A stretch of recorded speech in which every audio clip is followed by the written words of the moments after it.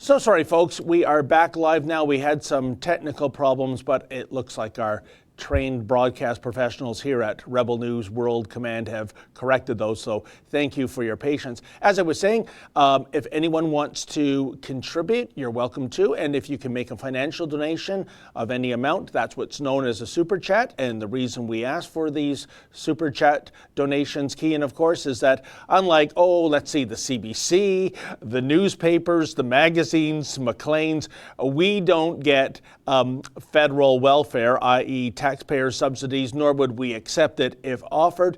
So, and of course, we will be getting more into the Anna Slatz issue. I think that's where we cut off. Anna is one of our newest rebels. She was arrested last night in New York City.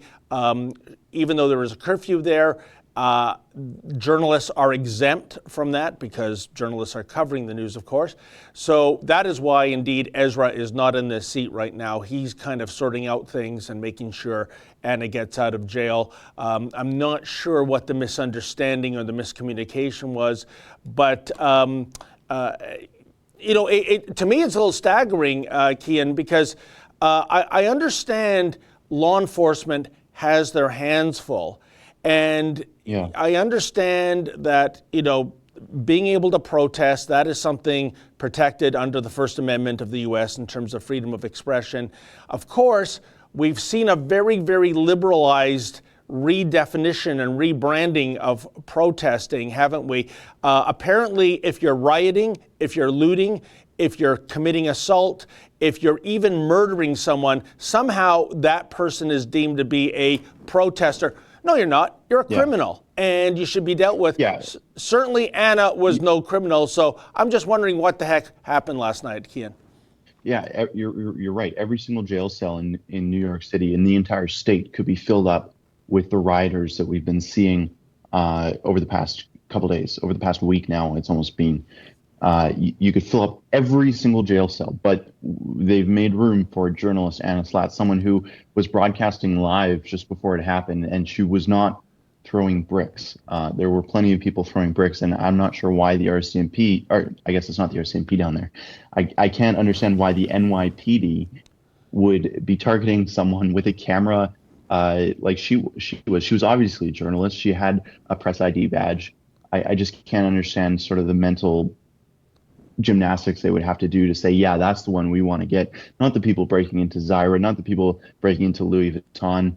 Anna Slatz, that reporter with the camera, that's the one that we want to put in a jail cell. And from what I understand, she is still in a jail to this moment after 2 lawyers have been on the case explaining the situation. She's clearly she's had letters from Rebel News. It's been explained that she's from a journalistic outlet, but the NYPD aren't budging. I'm not sure if it's because they have a lack of resources right now, if they don't know what the executive order was that specifically exempted journalists. I just don't get what's going on. I thought when I heard the news last night that she was arrested, I figured it would have been a misunderstanding and she would have been let out right away. But Anna Slatz has been in a jail full of the looters she was covering and exposing.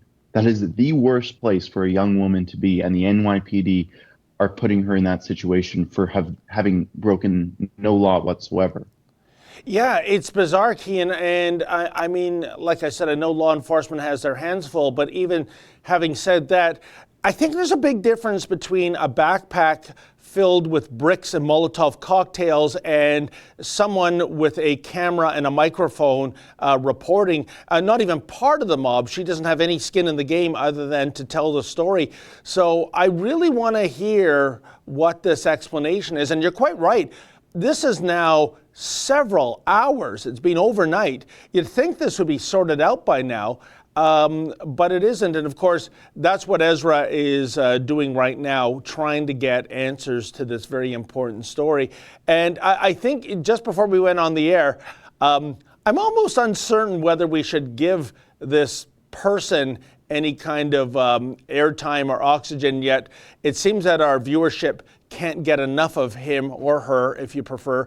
And you were telling me, Keean, that of all people on this planet, who's weighed in on the Anna Slatz issue, but none other than the infamous Jonathan Yaniv. So Jonathan Yaniv ended up calling in to the NYPD to talk about Anna Slatz, and it's hilarious because Yaniv identifies Anna Slatz as a reporter, which is basically our case against the NYPD right now. Is they're saying that she's not a reporter, we're saying that she is, and thankfully, none other than Jonathan Yaniv is pulling our weight for us. So if the producer can get that lined up, I sent it in an email before this live stream. I want to get caught up on these super chats before they get out of hand, because I know that they sort of rapidly accumulate if we don't cover them. Okay, read those super chats, on that, I'll read these out. Okay, and then we'll go with the Yaniv video. Got it. Sounds good. So from Proud Boys in Calgary, Keean, are you a proud Western chauvinist who refuses to apologize for creating the modern world? LMAO, let's grab a beer. CCP must be destroyed. I absolutely agree. CCP must be destroyed. I do not apologize for my grandparents homesteading in southern Alberta long before anyone showed up here, and they most definitely helped contribute to build the modern world, and I thank them for that. The next one is from Trixie, if my computer doesn't lag out here, from Paul Schofield. Hi, guys. From here in the States, it sounds like Slatz got caught up in collateral damage. For what it's worth, the sunglasses and mask probably did not help. You're right about that, Paul. And the reason why she wears that mask and those glasses is to sort of blend in. And I guess it worked a little bit too well. She's embedded herself in Antifa protests quite a few times. And in doing so, she's gotten some amazing footage that nobody else really can.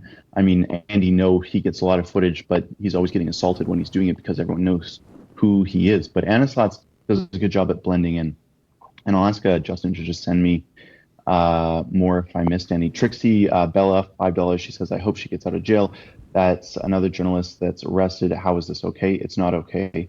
That's the answer to that one. And one more from Richard Summers, $7. Thank you for standing up for the truth and common sense, not to mention freedom of journalism, even conservative journalism. Sue for false arrest. Yeah, well, I don't know what we're going to do. I know that we have 2 lawyers on the case right now, and I hope that they do whatever they can to get her out as soon as possible, because I would not want to be in a New York jail cell right about now, because I'm sure there's a lot of undesirables there. No, so I think that was the last one. And certainly, unlike Canada, she is protected under the First Amendment. So I'll reserve any further comment until I hear what the police have to say. But I can't imagine Anna Slatz. I mean, she's not exactly the She-Hulk. I can't imagine her acting out violently with New York's finest. So let's see what Ezra's able to uncover as he unravels this terrible arrest. It's completely inappropriate. And Keean, so I believe, Mr. Producer, do we have, yes, you just can't get enough of him, her, or it. Here is the wonderful Jonathan Yaniv. At a later time. Goodbye. Fuck you. Sergeant Osama. Hey there, you guys have someone named Anna sitting in your jail in Brooklyn. She's a Rebel News reporter, and I'm just wondering if you guys can please keep her in jail, because she's an absolute bitch and she deserves to be in jail. Nah, I hear that. She's crazy. Dude, she's freaking crazy. Keep her in jail, please. All right, we'll see. She hates the LGBTQ. So keep her in, please. Thank you. You know, Keean, if being a bitch was a federal crime, then I think Yaniv would be locked up for life. I mean, good Lord. You know, again, as we've had so many discussions about this person. I don't know if this is sort of a cosmic practical joke that he's perpetrating on the world. I don't know if it's mental illness. I don't know if he's a con man somehow gaming the system or gaming somebody or trying to become famous or infamous because there's some kind of a dollar sign at the end of the tunnel. But he's so revolting. He's so vile. He's so vulgar. What do you make of him doing this? Well, I mean, I wouldn't have expected anything less. Jonathan Yaniv tries to get his nose into everything that's going on with Rebel News because he obviously hates us.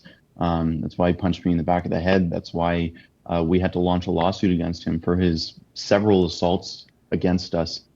Jonathan Yaniv is an awful person. That's an objective statement. But what has me a little bit surprised is I thought that he was sort of fading away. He hasn't posted on Twitter for about half a month now. So I was kind of excited over the fact that I wasn't having to hear his name all the time.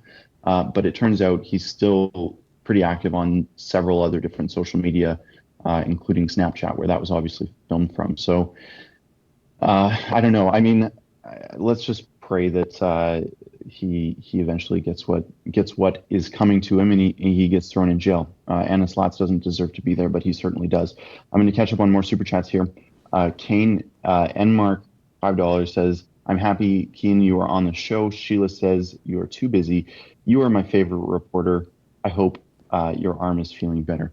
Well, I'm not going to disagree with anything there. Connie McDonald says, "It's $10. Stay strong, Rebels. Great journalism. We support you." Thank you. And yeah, of course, we need your support because we can't do this alone. It takes a lot to sort of do the work that we're doing, and it's an honor to be able to do this job. But like I said, we can't do it without your guys' support. And the Norwegian krone, the 55 Norwegian krone, which I think is like 25 cents Canadian. Thank you so much for that donation. What do you think about the possibility that Anna Slatz has been disappeared, as used to happen in certain Latin American countries?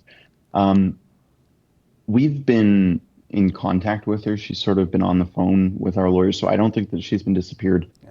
I don't think that's happening in the United States yet. I'd say it's probably more likely in Canada than in the United States, but I'm pretty sure she's all right, hopefully.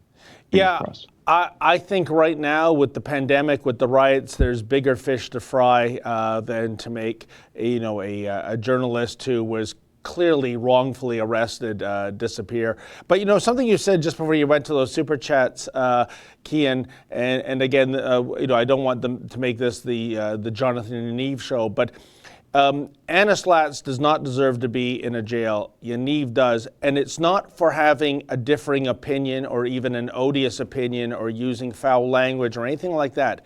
It's because we have seen this person cross the line into physical violence. We've captured on camera with you, with myself. With me, it was even more than assault. It was assault with a weapon, a steel cane, which he smashed over my head and shoulders on several occasions. And I think the thing is, and this is why Yaniv will be so, odious as to weigh in with those vulgar comments about Anna, is that if Yaniv is the monster, the political class in British Columbia are the collective Dr. Frankensteins. How this person has not been charged, convicted, and in a jail cell is beyond me, aside from subscribing to political correctness to the nth degree. But what it has also done has emboldened Yaniv. I believe he thinks he can get away with practically anything, including brandishing a prohibited weapon, the taser, on an online show. And, it's staggering, Keean. I wonder when there's going to be a modicum of justice served when it comes to shutting this very violent, unstable person down. Well, I hope it's soon. I mean, I've been following this very closely because obviously I have some skin in the game, and so do you. I've been waiting for the police to press charges, and I was promised that they would. We even reported that they did, but then, and we haven't really put out our own video about this yet, so this will probably be news to everyone on the stream. The Crown prosecutors sent the charges back to the police, asking them for more information. And I'm not sure what information the RCMP didn't provide the Crown prosecutors. Whatever it was that Crown prosecutors needed, the police didn't provide. And I don't know why that was, but I've been calling them pretty much once a week for the past 2 months, and just nothing. They are either closed because of the pandemic. And I don't know if it's to blame it on that or if it's because they just don't have interest in this case for whatever reason, but it is certainly beyond frustrating. Now, Justin is sending me more super chats that I apparently missed. I'm just going to read them here. Paul Schofield, I think I got this one. Paul Schofield says, "Hi guys, here from the States. It sounds like Slatz got caught up in collateral damage. For what it's worth, the sunglasses and mask probably did not help." Yeah, no, I think I got that one. Just the last two there, Keean, and then we're caught up. Hazel Hogan says, "God bless Rebel News for all of your work." Thank you. 20 pounds. I appreciate that, Hazel. And Hillary Waugh says, I hope I'm pronouncing that right, Hillary.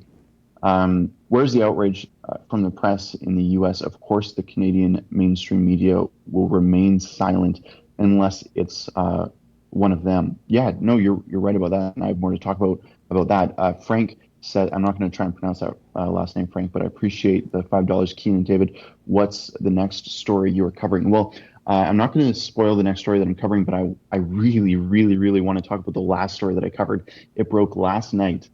And I found another communist. I don't know if anyone was following along with my previous commie coverage with Anne McGrath. She was a NDP candidate in Alberta running for the NDP, and she was a former communist. She ran for the Communist Party at the height of the Cold War in the 20th century. She's an old commie. And we sort of did this huge expose, and it was great. And then I've been sort of waiting to uncover my next commie. And what do you know what? I found one in Tom Ross. Tom Ross is a journalist with 660 News in Calgary. He's pretty much their premier reporter when it comes to legislative news. If there is if the prime minister comes to town, he's their guy. If a minister comes to town, he's at the scrum.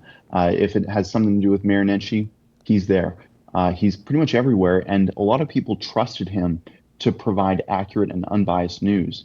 And of course, with a lot of mainstream media journalists, when I'm looking at their coverage, I can see that they're quite obviously biased. They're putting out things that are just a little bit left of center, and every now and then you get something way out in left field.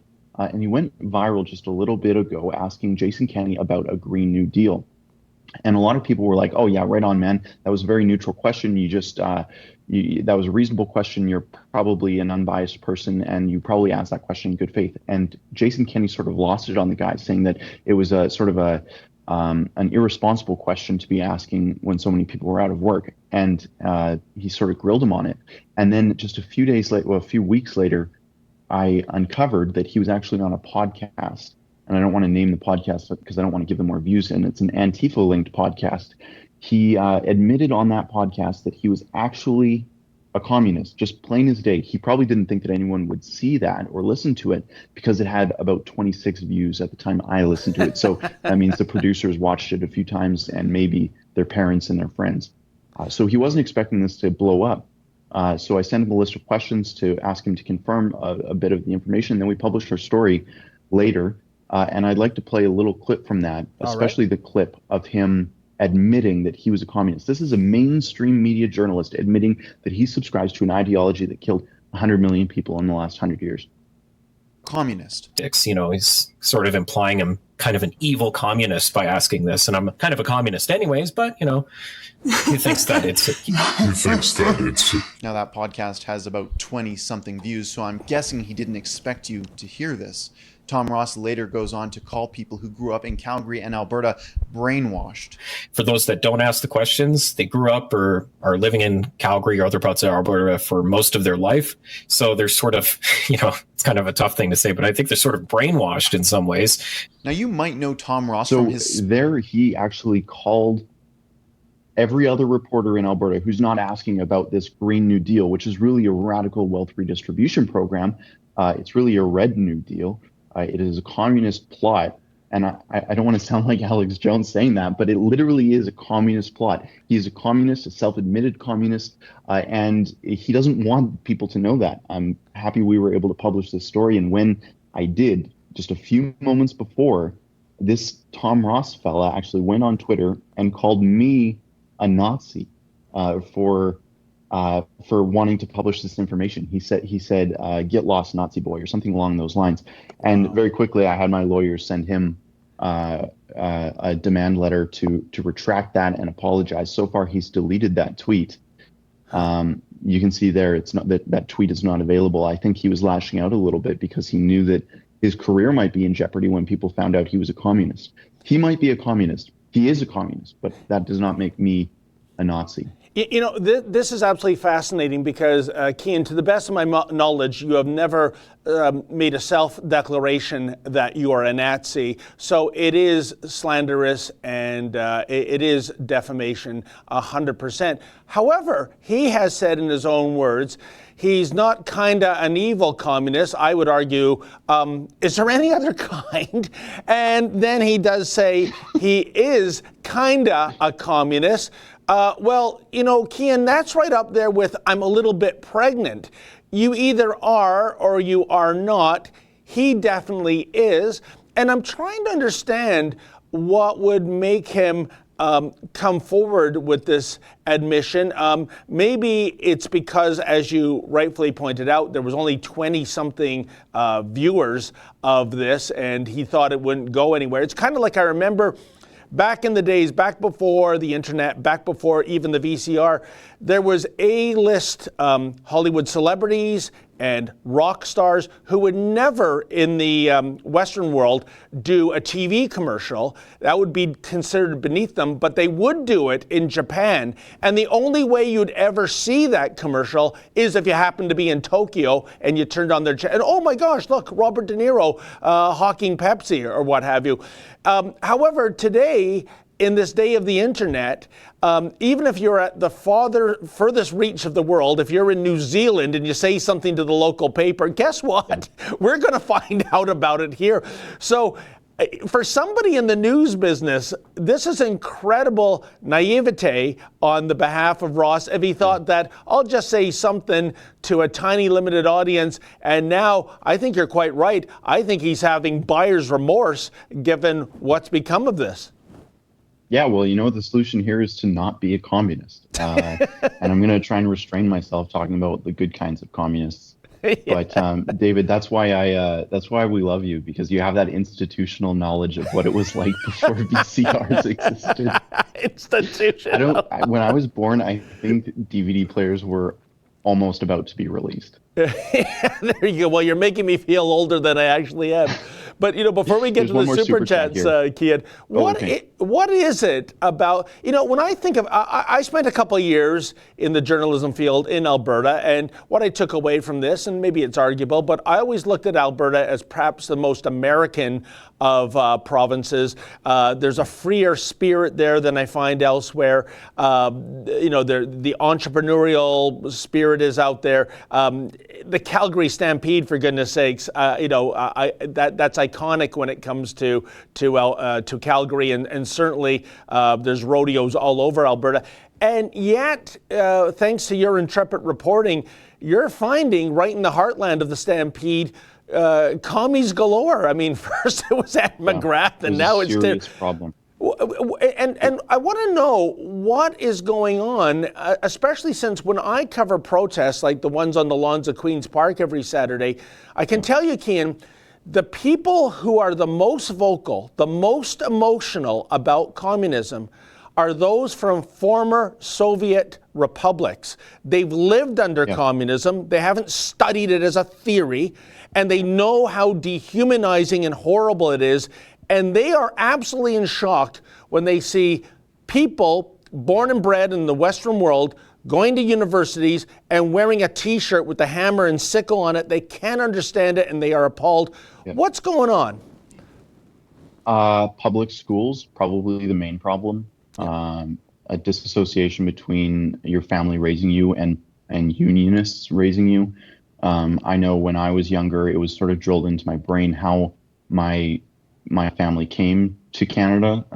They fled East Germany during the Cold War. One of my grandfather's brothers ended up dying in a refugee camp. Wow. And it was just this really horrendous saga of them coming to Canada, and they were so happy to be here and to have thrown down the chains of communism.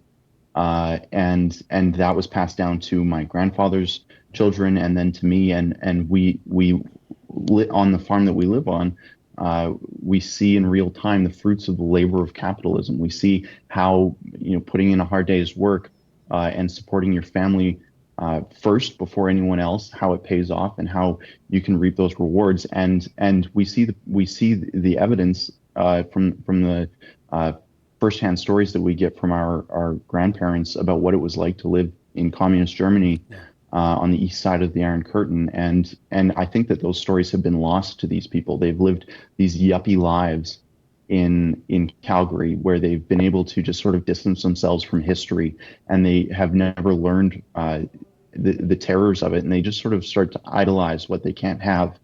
They live in Calgary, which is a largely conservative city, and they're seething with resentment because they can't have their way. No matter who they vote for in an election, it will never be a communist. We made sure of that in Calgary Varsity, and they're upset by that. So they're bathed in this resentment, which causes them to lash out. I'd rather. Well, I shouldn't say that. Compared to Toronto, it's much better here. I would prefer that they would just actually head over to Toronto, and we could sort of separate Toronto from the rest of the country. Okay, Keean, and I believe we have some super chats. Yes, Justin Trudeau. Okay, I get it. That's funny. $5 from him. Hey guys, you're awesome.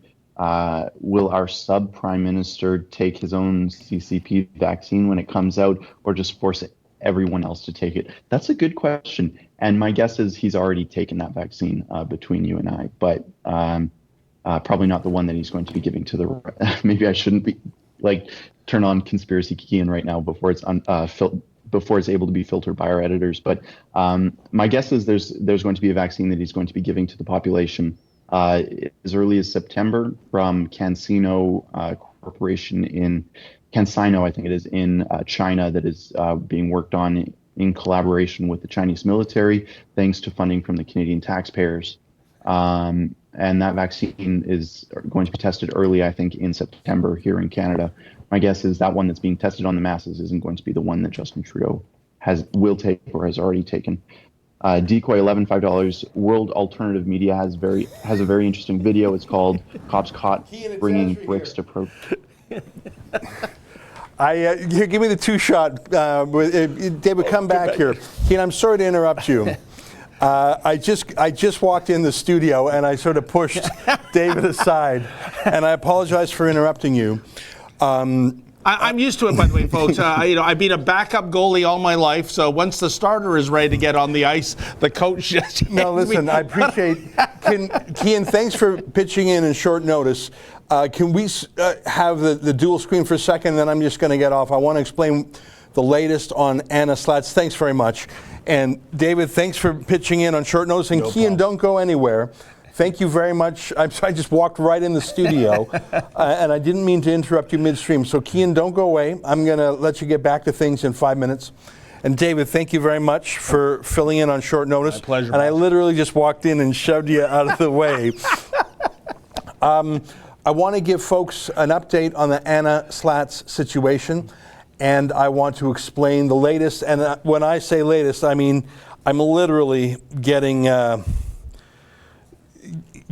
news every few minutes on this.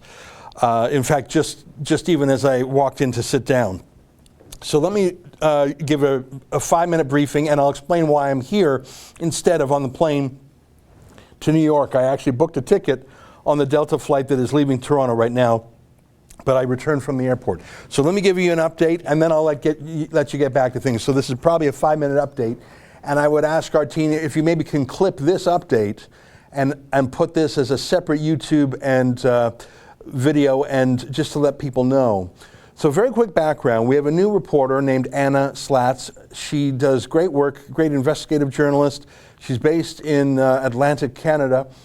And on the weekend, I talked to her, and she said, I want to go cover the protests and the riots in the United States. And Anna is interested in social justice. I would even say she's left of center, but she has a great sensibility to her. And I got to know her a little bit over the Jonathan Yaniv issues.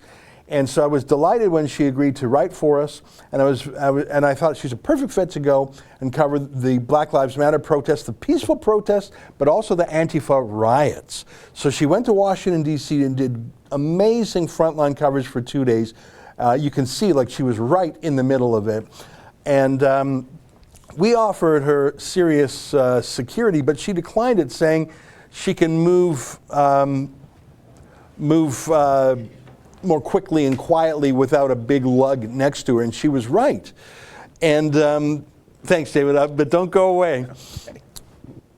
So she did great journalism for 2 days in Washington, D.C., and then when things tamped down there a bit, she said, well, let's go to New York City. And again, great news sense on her part. New York is the epicenter of the protests and, more importantly, the riots.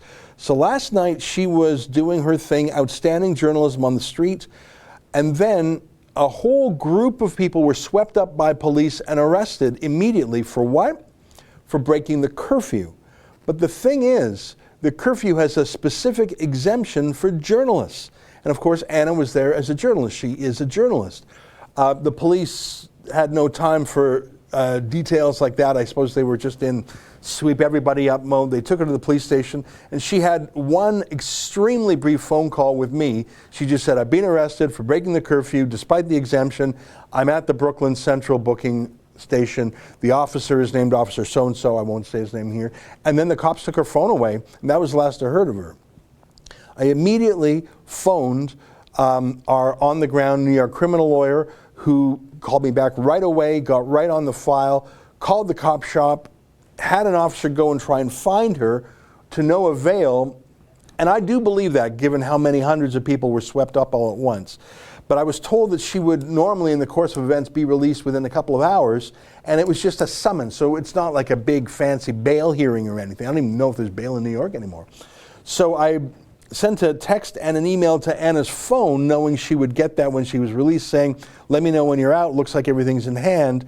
And I just sort of, I guess I fell asleep around 3 or 4, and I woke up with a start at 7 a.m. and realized that she hadn't called. She was still in the clink. So we literally retained 2 more law firms, which is sort of what we do whenever, it's sort of our go-to move. So we have a New York criminal law firm, and we got our Toronto firm on the works, and they hired a second New York firm.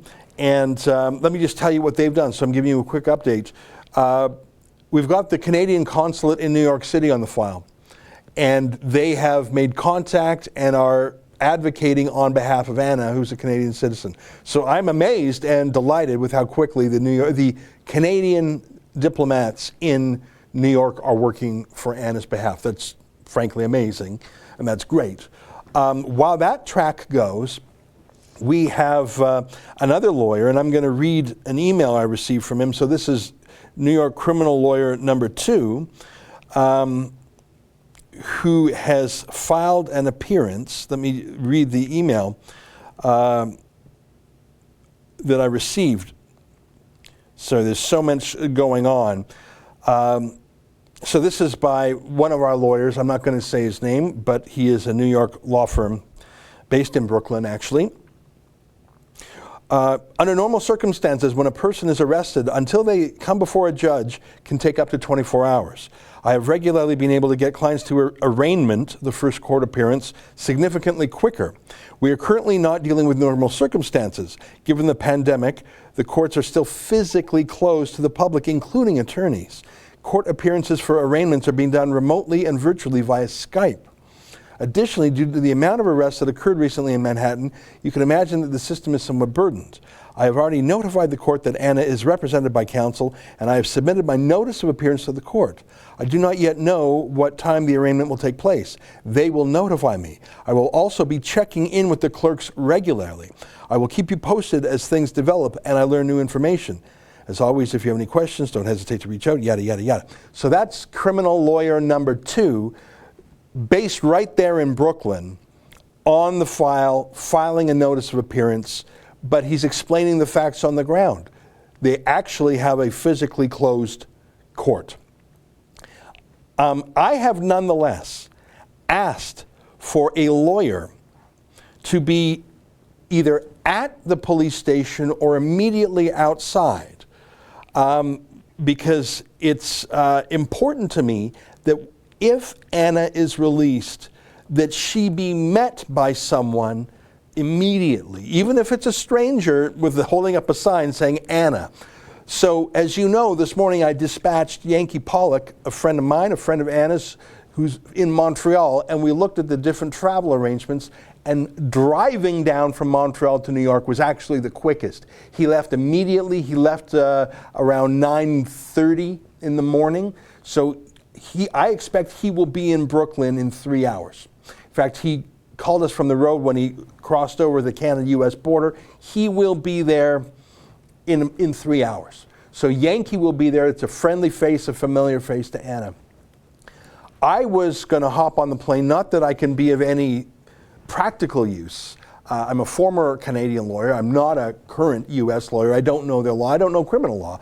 Plus, we have a lot of lawyers on the file, as you can see, including a pro based right there in Brooklyn who does this every day. My purpose was to go and be there to show moral solidarity. On my way to the airport, I booked the ticket very hastily this morning, one-way ticket from Delta, $200, which is a good fare, but I should tell you the airport's completely barren. I was there, I just came back from there, and I thought, okay, I can't go if I'm subject to the 14-day quarantine upon my return, but under the law, provincially, media are considered essential services, if you can believe it.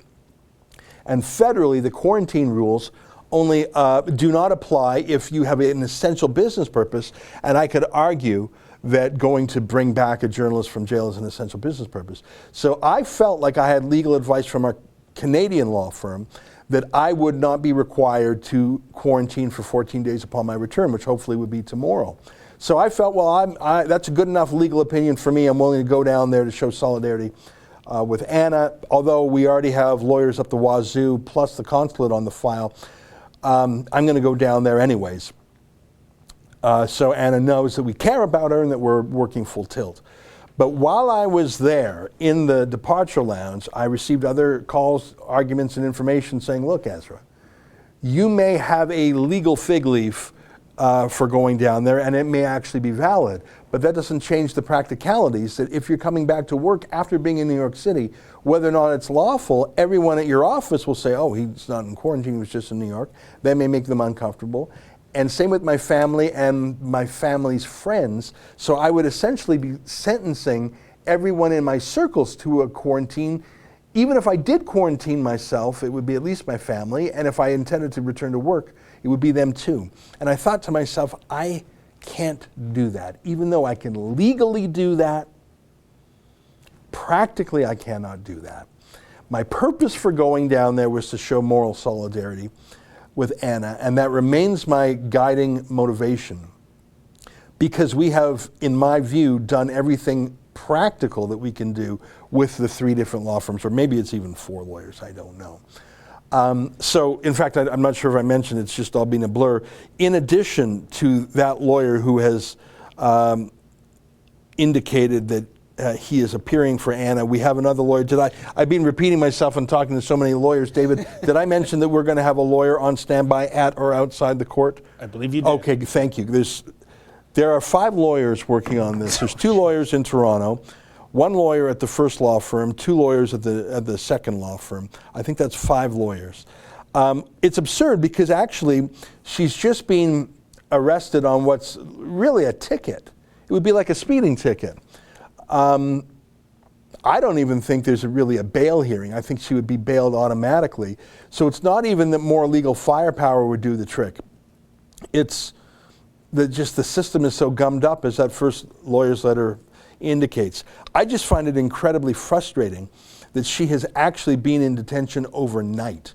Although I don't believe she would have been unsafe in detention, it certainly would have been uncomfortable. I doubt she got much sleep. It must have been noisy. There might have been other fine people in jail, but there might have been genuine ruffians, to use a word. So, in conclusion, we actually have 5 lawyers working on this right now. Some of them are just making calls and coordinating. And David, I'll let you come back here. And Keean, thanks for letting me break in. But I wanted to explain why, at the last moment, I did not go to New York. And the reason is, although I believe I had a legal case that I could come back without as an essential worker, even if that was a legal argument that would be upheld, practically not quarantining myself after returning from a foreign country would just be something that I could not overcome in any of the things I have to do in the next 14 days. And I was just thinking like a lawyer. I thought, well, I can go there and back, it's essential work. Well, tell that to everyone else who has to work with me, and their spouses and kids, and my own spouse and kids. So, I'm a bit embarrassed for the stop, start of that, but it's really irrelevant given that we have a significant presence on the ground in New York. Yankee is on the way to New York. He himself says he's fine self-quarantining upon his return to Canada. We have a lawyer who's indicated to the courts that Anna is represented. We have another lawyer that's going to station himself at or near the police station. And in fact, I have reached out and hopefully we'll be able to interview that lawyer who's just down there. We have the consulate working in New York City. I don't think there's any journalist in New York who has more lawyers working for his or her return than Anna does. And it's overkill, but that's sort of what we do here when one of our reporters is in a pickle. One last word about the website, saveannaslatz.com. Last I checked, we had crowdfunded about $5,000. I don't know how much all these lawyers are going to sop up. That's 5,000 Canadian mini bucks, so let's call that 3,500 US dollars. $5,600 raised so far. So I think that'll probably cover it. If there's any surplus, obviously we'll give it to Anna as some sort of a danger pay bonus for having had to go through this. That's one of the perils of covering dangerous and controversial events where police are, frankly, worried and nervous themselves. So that's my update. I wanted to explain why I did not go to New York as I had originally thought I would and planned to, what we are doing on the ground in Toronto and New York, what we're doing symbolically in the form of Yankee going down to greet her and having lawyer number 5 greet her, and the nature of the problem, which is basically pandemic, physical closure of the courts, plus an overwhelming number of arrests all at once. I just feel bad that that Anna, in her first debut with us on TV, wound up in the clink. So that's that. If you want to help out, you can make a super chat here or go to saveannaslatz.com. Like I say, any surplus will go to Anna. Thanks for letting me barge in. But I wanted to give you an update, explain why I myself have chosen to come back. And now, David, I'm going to let you and Keean get back to things. What a strange night and day it was. This all started last night when I got a phone call at around 11:40, I think the phone call came in. So that's it. David, come right back. You. Thanks for coming in on short notice to spot me off. I'll let you take over, and I'll just wheel right out of the... Well, boss, now I know why these chairs are on wheels, you know. But, on a serious note, folks, I think there's 2 things I want to say. First of all, it's important to find out, and I guess we will find out, how this thing became a thing in the first place. I mean, once Anna showed the police Ezra her credentials, it mystifies me why they put her up in the same kettle of fish. And I just want to say, this is one of the reasons why I love working for this company. Ezra's the CEO. How many CEOs would personally get on a plane, fly to another country to bail an employee out of trouble? Well, I didn't in the end, but there was extenuating circumstances. But we got 5 right? other folks on the go, and I wanted to explain why. But the intention was there. You went all the way to the airport, and I think you made the right call because we do have another employee going down to. We're not hanging Anna out to dry. So I mean, the point was there, and it was heartfelt, and the logistics just didn't make sense. So I just want to say that, and if you can contribute to the fund, again, my thanks goes out to you folks. Well, thank you, David. I mean, there are a lot of pluses to working as a rebel. There are also minuses. And if one of the minuses is that our people get sometimes pushed, as you have been pushed, in fact, you got hit over the head with the canes, that we will fight those fights legally. We got no shortage of lawyers. In fact, now we got sort of a general counsel helping us manage everything. So we're doing everything we can. In this case, because of that detailed email I read from the Brooklyn lawyer, there are reasons why we can't move faster than we are, because it's not even, I mean, we could have 20 lawyers on the file and it wouldn't move things any faster. Ezra, I know we haven't unraveled this in its completion, but why do you think the police made this error of, putting Anna in the same kettle of fish as people who are maybe, were wearing trouble on their shirt, so to Well, speak? if I was just going to guess, I think they probably just swept everyone off the street. If you were on the street, they just put you in the bus, and they weren't listening, they weren't talking, they weren't in negotiating mode. You can see how crazy the streets of New York have been.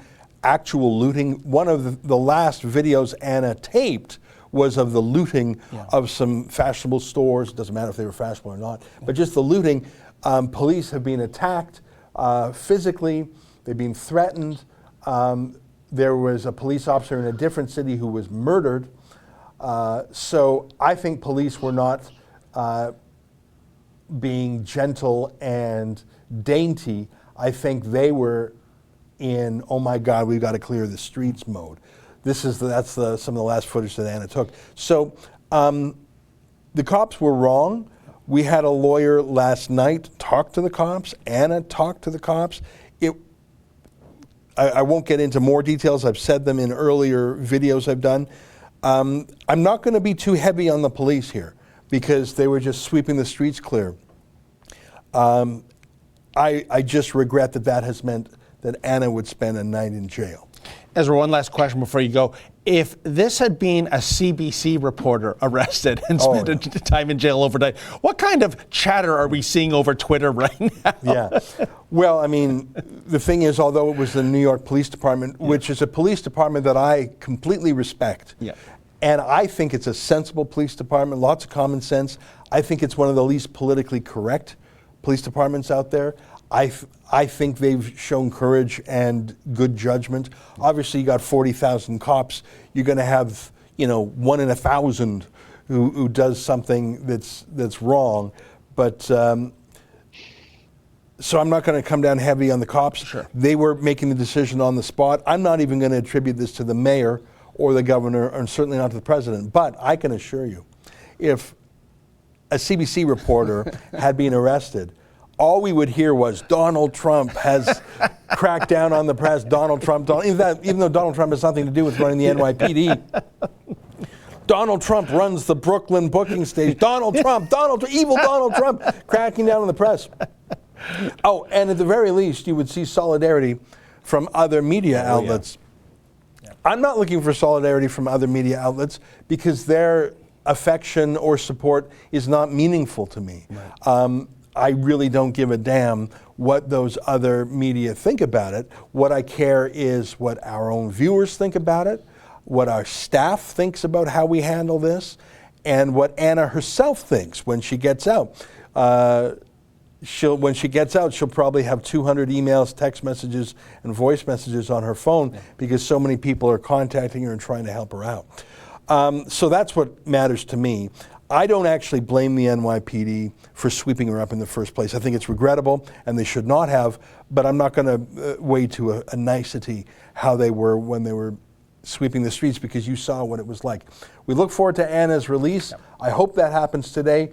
If it continues on till tomorrow, then we have a significant problem. But with the number of lawyers we have deployed to this, I just can't imagine it would take an extra day, plus the consulate. Right. Which made contact within half an hour of us asking That's them. fantastic. I couldn't believe it, actually. In fact, I was in the car to the airport. I heard the consulate wait in.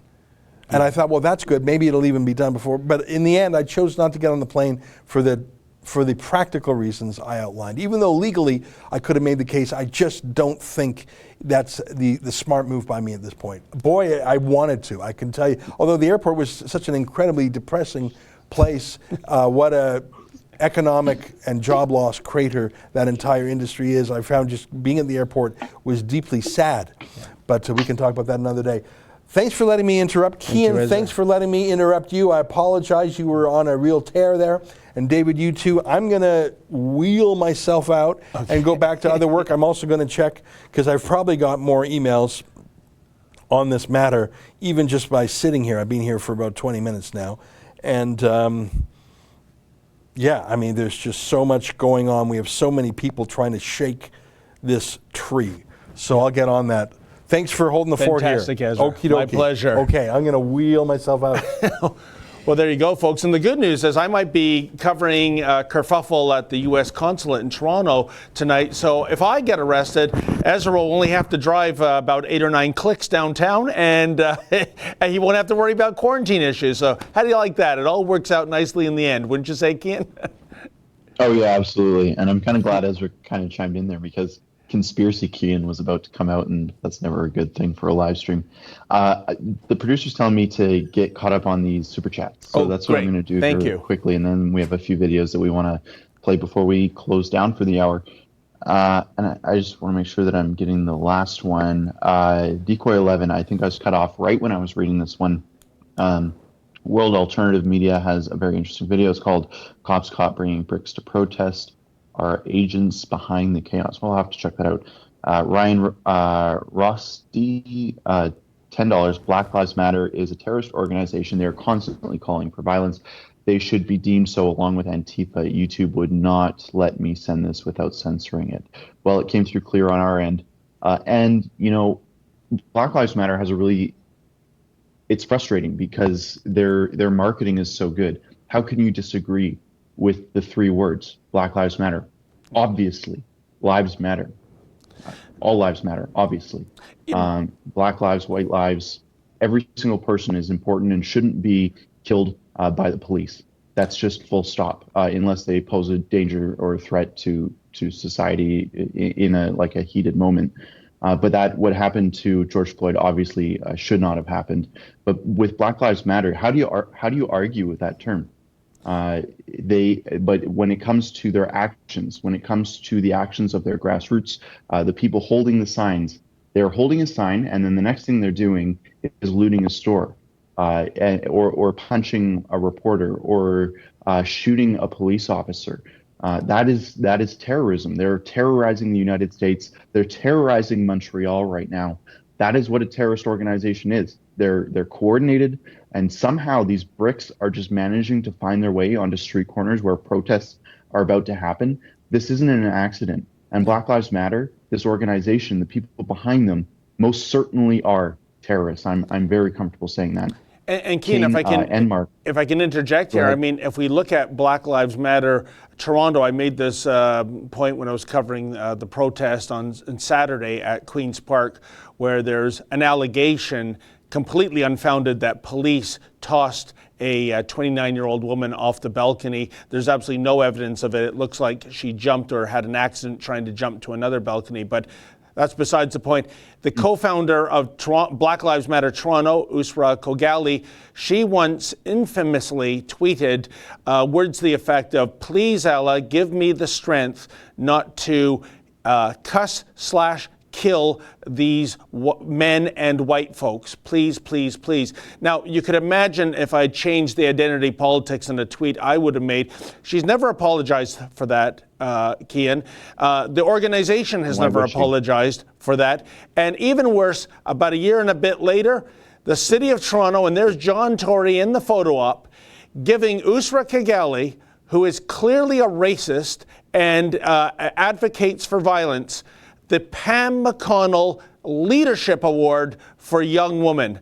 Can you imagine? So not only do you get a pass in the city of Toronto, if you espouse that kind of racist, violent garbage, John Tory is going to give you a nice, big, shiny award as long as you fit into a certain group of people.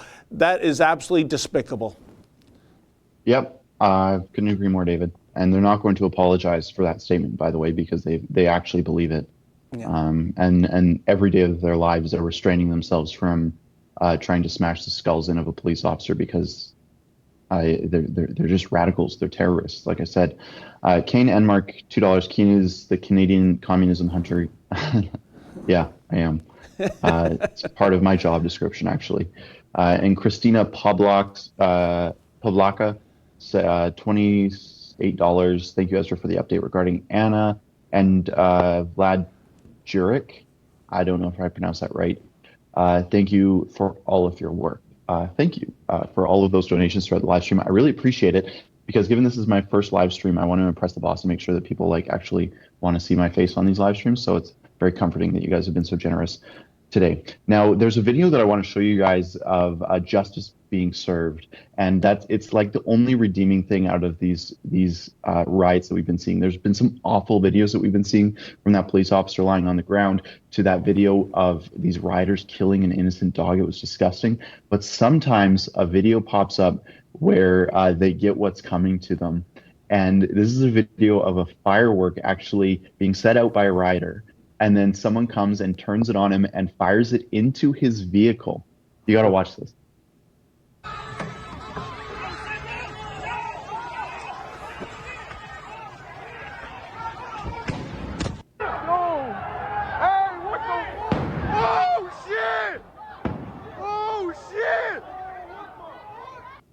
You love to see that.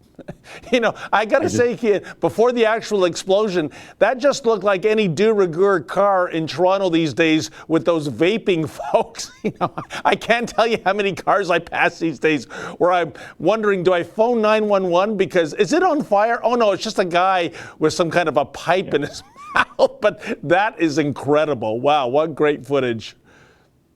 Yeah, for sure. So when it comes to next steps with Anna Slatz, we sincerely hope that and we only have 2 minutes here, and I'm not sure if the producer has a dog video or not that they want to play. I presume that they do because this is Ezra's show, and that tends to be the case. But when it comes to Anna Slatz, you can go to saveannaslatz.ca or .com. I'm not sure what it is. And if you pitch in there, it would go a long ways. I know if I was arrested, I would not be too pleased to be in the clink with a bunch of folks who probably would want to see me dead. The people that she was arrested alongside her, if they knew who she was, which I don't think that she is. I don't think they do. I think she's smart enough to sort of hide the reason why she's there. Maybe she can sort of pretend to be one of them while she's in the clink. Because if they knew who she was, I would be very concerned for her safety. I know Ezra said that he wasn't, but you never know with these people. You never know where the situation that she's in, and I just really hope that she gets let out as soon as possible. But if you contribute to that fund, it'll help us with the 4 or 5 lawyers that we have on that file, and then any surplus is going to Anna Slatz, which I'm sure will mean a lot to her. Maybe she can go on a little vacation when this COVID thing winds down. It's probably quite stressful for her being a young woman. Is there a dog video coming, or should I go grab my own dog? Well, actually, Keean, the clock has just struck 1, but I do think we have one more super chat. And sorry, I'm having some audio problems here, but why don't you go ahead, my friend? I can grab that super chat here. For $5 from some username, KWIDNUNC. I'm really trying to convince a friend of mine who's an Ontario teacher to stop posting support and fundraising for Black Lives Matter. Any good resources? I think the best resources you can show them are the videos of these rioters dancing around dead bodies, rioting. That video of them killing a dog was just one of the most disgusting things I've ever seen in my life. If that doesn't convince someone that this organization are a bunch of, I don't want to say degenerate, but these people are just the scum of the earth, just absolute terrible human beings.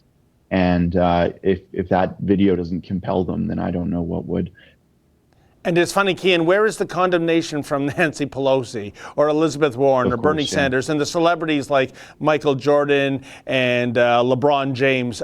They've just gone silent on this file. It is terrible. But, you know, Keean, we have to wrap there. I do want to do a special shout out to the viewer who suggested I guess a new reality TV series for you, Keean Bexte, Commie Hunter, or Calgary Commie Hunter. I see that being on TLC, Keean, right after 90 Day Fiance and right before My 600-Pound Life. So maybe it's something you and I should pitch. I'll be your agent. Yeah. Just give me 15% and I'm happy. But Keean, it was a joy doing this for the first time with you. It was memorable. It was great having the big boss man come in with that live update.